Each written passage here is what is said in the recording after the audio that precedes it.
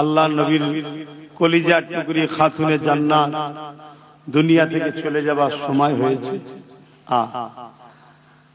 হযরতে মাওলা আলী হুজুরের কোলে মাথা রেখে খাতুনে জান্নাত চোখ মুজে শুয়ে আছে। যাবার সময় একদম শেষের দিকে, দুনিয়া থেকে পর্দা নেবেন, ইন্তেকাল করার সময় এসে গেছে। হযরতে মাওলা আলী খাতুনে জান্নাত নিজের স্ত্রীর মাথায় হাত বুলোতে বুলোতে চোখ ভরা পানি নিয়ে বলছে, আমার প্রাণের স্ত্রী, এতদিন সংসার করলাম,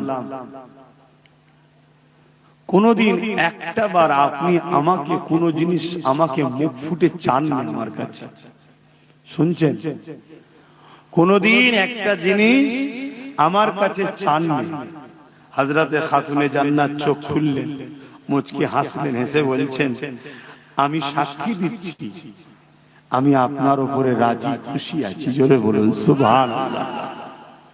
পৃথিবীতে তো ওই স্বামীটাই, ওই পুরুষটাই তো শ্রেষ্ঠ যাকে তার স্ত্রী বলবে আপনার উপরে আমি খুশি, আপনি ভালো। কথা বুঝে আসছে? তা আপনি কেন চিন্তা করছেন? আমি আপনার উপরে রাজি আছি।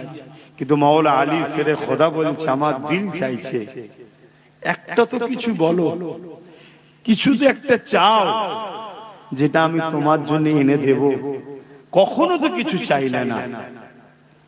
হযরতে খাতুনে জান্নাত বলে, যখন আপনি এতই করে বলছেন, যান একটা আপেল কিনে নিয়ে আসেন, একটা সেব নিয়ে আসেন, আমি এটা আপনার কাছে চাইলাম। যান।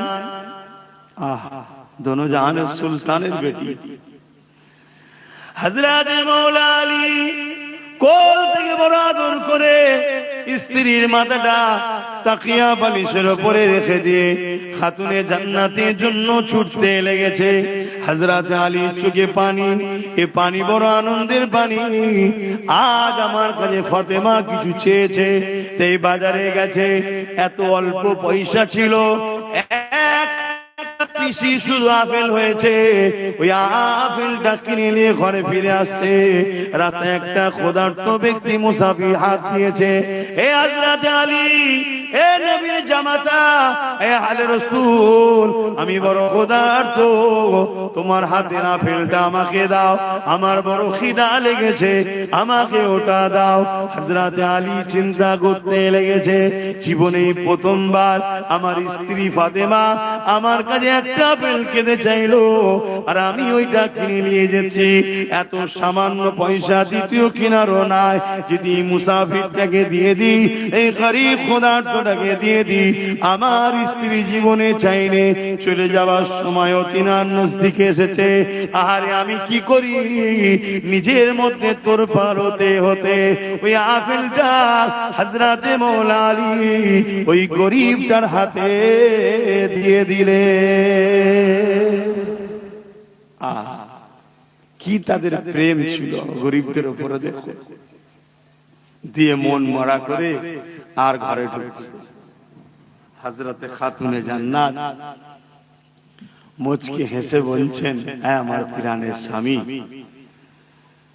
আপনি আমাকে আপেল খাওয়ালে আমি জানা খুশি হতাম, তার থেকে বেশি ওই গরিবকে আপেল দিয়াতে আল্লাহ খুশি হয়েছে। জোরে বলুন সুবহানাল্লাহ, আরো জোরে বলুন সুবহানাল্লাহ।